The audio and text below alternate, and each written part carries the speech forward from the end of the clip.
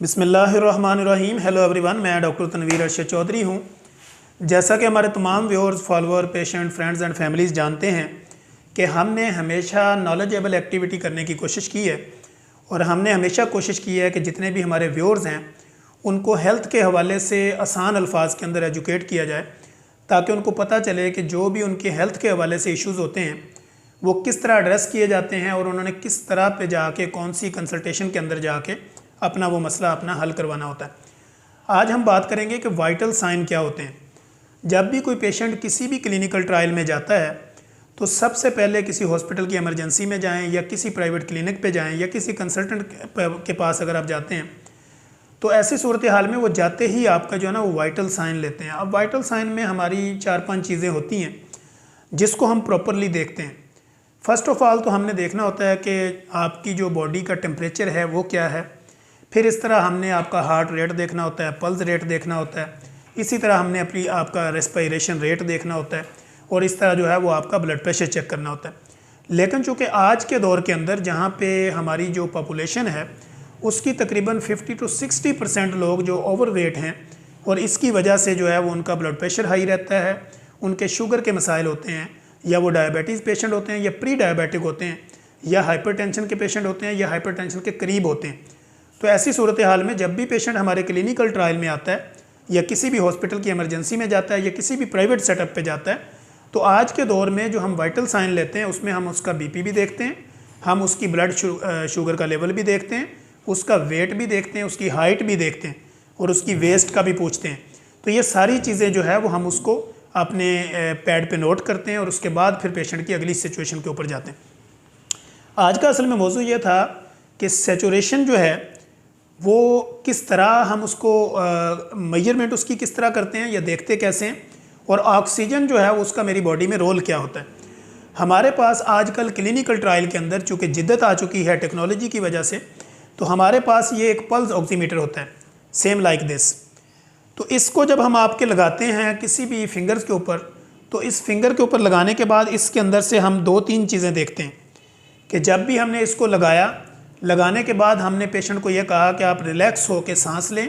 और अपनी normal activity जो आप करना चाहते हैं वो करें, डॉक्टर्स के साथ बात करना चाहते हैं आप बात करें। अगर आप इसको अपनी फिंगर इसके अंदर देते हैं तो उसके बाद जो है वो आपकी सिचुएशन जो है वो हमारे सामने आना शुरू होती है और इसके अंदर हम आपकी पल्स रेट को मॉनिटर करते हैं, ऑक्सीजन का लेवल देखते हैं। ऑक्सीजन का लेवल जो है वो हमारी बॉडी के अंदर 94 से लेके 100 तक होना चाहिए। इसी तरह जो आपकी पल्स रेट है वो 70 से लेके 90 तक होनी चाहिए। जब वो इससे अबव होती है या ऑक्सीजन का लेवल जो है वो आपका नीचे जाता है, यानी 90 से नीचे रहता है, तो ऐसी सूरत हाल में हमें ये देखना पड़ता है कि आपको पल्मोनरी कोई एलर्जी तो नहीं है, या आपके लंग्स के अंदर कोई प्रॉब्लम तो नहीं है, या ऑक्सीजन का कोई इशू तो नहीं है, या आपको साइनोसाइटिस के प्रॉब्लम तो नहीं है। तो ऐसी सूरत हाल में फिर हम फौरी तौर पे पेशेंट को प्रॉपर और तरीके से उसकी और इन्वेस्टिगेशन भी करना शुरू कर देते हैं। तो ऑक्सीजन बेसिकली जब हम लेते हैं तो ये आपके लंग्स के अंदर जाके हमारे ब्लड के अंदर एक हीमोग्लोबिन होती है, वो ऑक्सीजन को अपने साथ कैरी करती है, फिर वो पूरे ब्लड के अंदर उसको ट्रांसपोर्ट करती है। यानी उसका ट्रांसफ़र का निज़ाम उस जो आपकी ऑक्सीजन का होता है वो आपके टिश्यू और आपकी बॉडी के सेल्स तक पहुँचता है, और इसमें जाके जब आपकी ब्लड सर्कुलेशन सही होती है तो फिर आपकी जो प्रॉपर टिश्यू हैं और जो आपके सेल हैं वहाँ तक प्रॉपर ऑक्सीजन जाती है, तो इंसान एक नॉर्मल लाइफ की तरफ जाता है। इसकी मिसाल हम ऐसे देते हैं कि जैसे अभी आपने देखा कोविड के सीज़न के अंदर जब लोगों का ऑक्सीजन का लेवल ड्रॉप होता था तो उनको फौरी तौर पर बाहर से ऑक्सीजन लेना पड़ती थी, या उनको हम फौरी तौर पे वेंटिलेटर पे शिफ्ट करते थे चूँकि इनकी ऑक्सीजन का लेवल कम हो जाता था। ऑक्सीजन का लेवल जब कम होगा तो आपकी बॉडी को प्रॉपर सप्लाई नहीं मिलेगी, उसकी जो ब्लड सर्कुलेशन है वो प्रॉपर नहीं होगी, तो आपके हाथ पाँव नीले होना शुरू हो जाएंगे। अक्सर हमने देखा है कि ऐसे पेशेंट होते हैं जिनके हाथ के पोरे या उनके पाँव या उनके होंठ नीले होना शुरू हो जाते हैं। तो उसकी असल रीज़न ये होती है कि इसकी बॉडी में ऑक्सीजन का लेवल पूरा नहीं है। जब आपकी HB कम होगी यानी आपका हीमोग्लोबिन कम होगा, तो ज़ाहिरी बात है कि जो ऑक्सीजन आपके लंग्स के ज़रिए हीमोग्लोबिन के साथ अटैच होती है उसकी जो एफिकेसी है, उसकी जो रफ्तार है वो कम हो जाएगी, क्योंकि आपकी बॉडी में ब्लड की ऑलरेडी कमी है।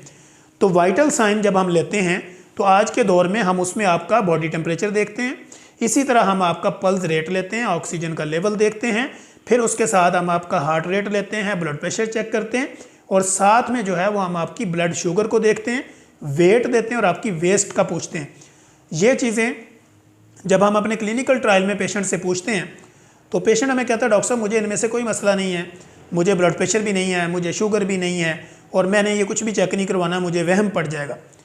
तो हमारी चूँकि मेडिकल फील्ड में एज ए मेडिकल स्पेशलिस्ट होते हुए हमारी ये ज़िम्मेदारी है, वो छोटा क्लिनिक हो, बड़ा हो, वो कंसल्टेंट